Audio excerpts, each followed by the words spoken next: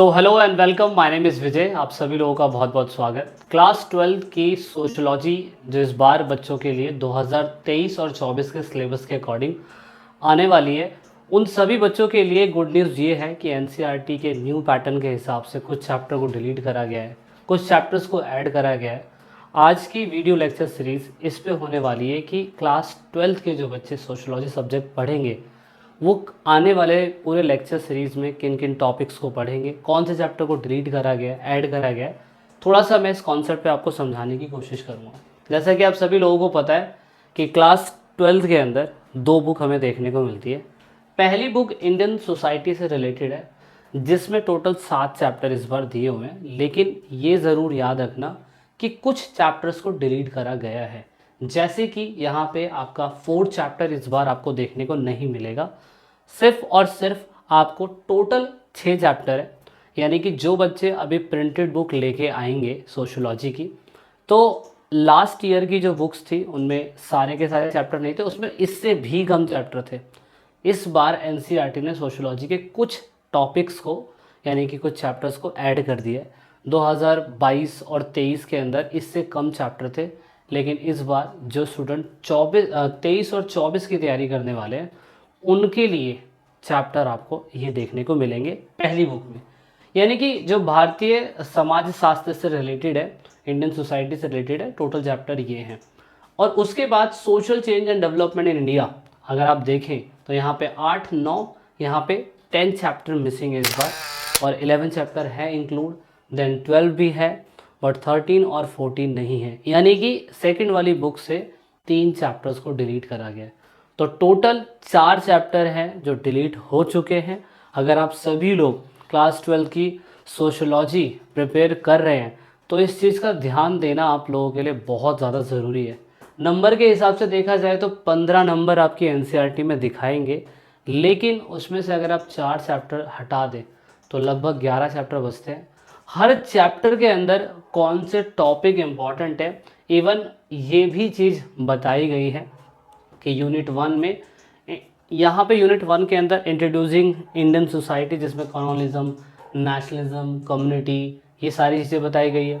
दूसरा second demographic structure of Indian society, इसमें यही बताने की कोशिश करी गई कि अर्बन और रूरल प्लेसेस पे किस तरीके से सोसाइटी डेवलप हो रही है।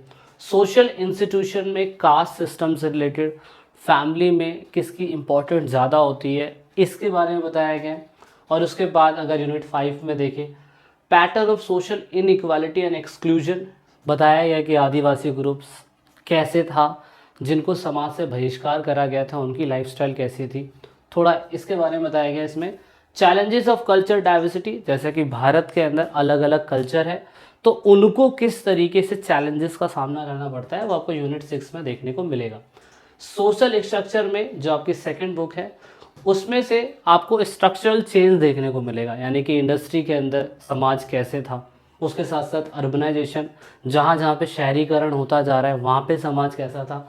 उसके बाद जब भारत के अंदर अंग्रेज़ों ने इसे उपनिवेशवाद क्षेत्र बनाया था, उस समय पे कॉलोनिज्म कैसा हमें देखने को मिल रहा था, वो आपको यूनिट 8 में देखने को मिलेगा।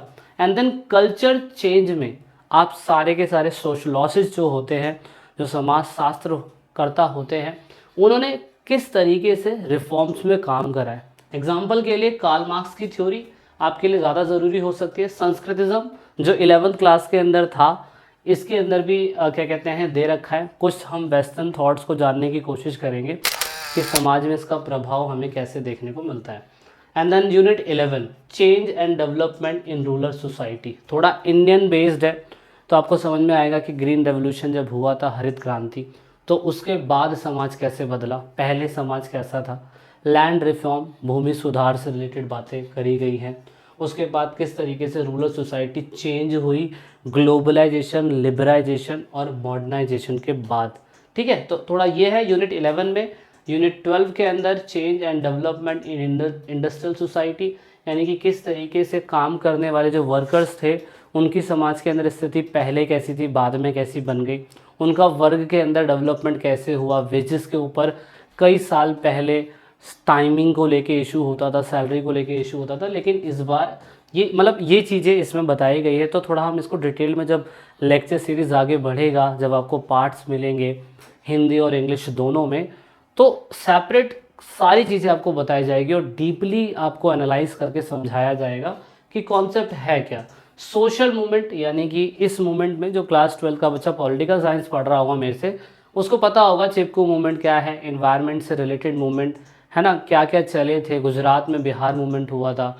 इन्वायरमेंट बेस्ड है, सोशल इशू बेस्ड है, तो सोशल इशू बेस्ड तो काफ़ी सारे मूवमेंट आ जाते हैं डिटेल में, किसानों के ऊपर और काम करने वाले मजदूरों के ऊपर जो आंदोलन हुए थे वो हमें देखने को मिलेंगे। जैसे दलित मूवमेंट हो गया, बैकवर्ड क्लास मूवमेंट हो गया, अपर क्लास रिस्पांस हो गया, ट्रैवल मूवमेंट हो गया, वुमेन से रिलेटेड तो बहुत सारे। तो टोटल यूनिट 15 के अंदर हमें ये सारी चीज़ें देखने को मिलेंगी जो आपने फोकस करनी है। और उसके अलावा ये प्रोजेक्ट वर्क है 40 मार्क्स का, ये हर 20 मार्क्स का, ये हर स्कूल के अंदर अलग अलग कंडीशन से होता है। So this is all about in this class. जब आगे क्लासेस बढ़ेंगी, आगे क्लासेस मिलेंगी, तो आपको सारी चीज़ें देखने को मिलेगी। मिलते हैं नेक्स्ट वीडियो में। This is it in this video. जय हिंद, जय भारत, वंदे मातरम।